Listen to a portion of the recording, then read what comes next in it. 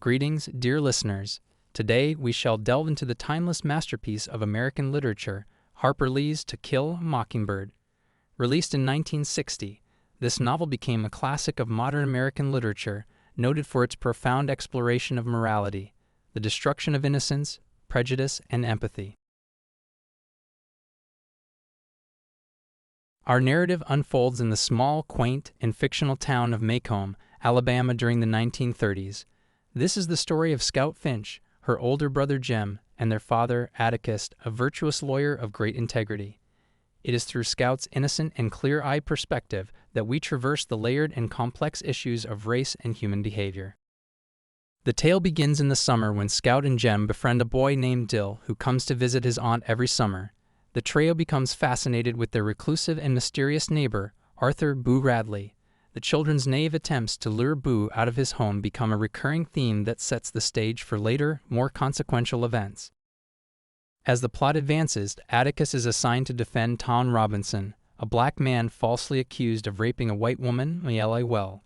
The Ewells represent the impoverished, ignorant fringes of the community, and they play a pivotal role in exposing the racial and class-based prejudices of the time. Despite the damning and prejudiced circumstances, Atticus agrees to defend Tom, hoping to demonstrate to his children that justice must be sought, regardless of race or social standing. Through the trial proceedings, the stark reality of racial discrimination and the deep-seated prejudices of the white majority come to light. Despite compelling evidence proving Tom's innocence, he is convicted, a decision that shatters Scout's trust in the fairness of the adult world. As the narrative progresses, the resentment of Bob Ewell, Mayella's father, towards Atticus escalates, leading him to threaten Atticus and his family. Ewell's rage culminates on Halloween night when he attacks Scout and Jem as they walk home from a school play. Miraculously, they are saved by none other than Boo Radley, who has been watching the children from his home all these years.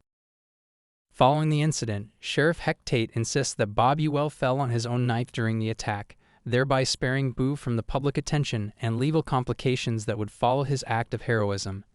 Atticus and Scout agree, and Scout escorts Boo back to his house. As she stands on Boo's porch, she gains a new perspective on her town and her life, reflecting on a lesson her father taught her about understanding others by stepping into their shoes. To Kill a Mockingbird remains a profound exploration of the concept of morality, showcasing its shifting nuances from the innocent worldview of children to the prejudiced attitudes of adults. It juxtaposes the purity of childhood innocence with the moral decay inherent in social prejudice and racial discrimination.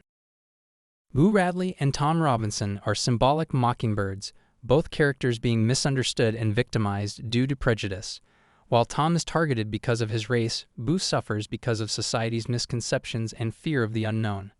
They are innocents who have been injured by the evils of society, showing that it is a sin to harm those who do no harm. Atticus Finch stands as the embodiment of morality, emphasizing the importance of empathy and understanding.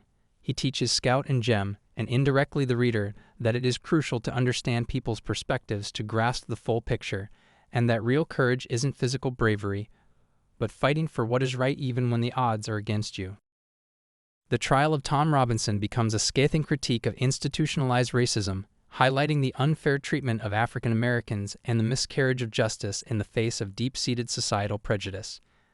The innocence and integrity of Tom Robinson is contrasted against the hypocrisy and bias of the white community, resulting in a tragic end for Robinson. Thus, To Kill a Mockingbird masterfully elucidates on themes of morality, empathy, and racial prejudice through the lens of a young girl's coming-of-age story, establishing it as a timeless work of literature. As we close this discussion, it is important to remember that books such as these push us to introspect, to challenge our prejudices, and to strive for justice and understanding in our own lives. If you enjoyed this deep dive into Harper Lee's To Kill a Mockingbird, and you would like to explore more book summaries and literary analyses, consider subscribing to our channel. So join us as we continue our journey into the heart of literature, one book at a time.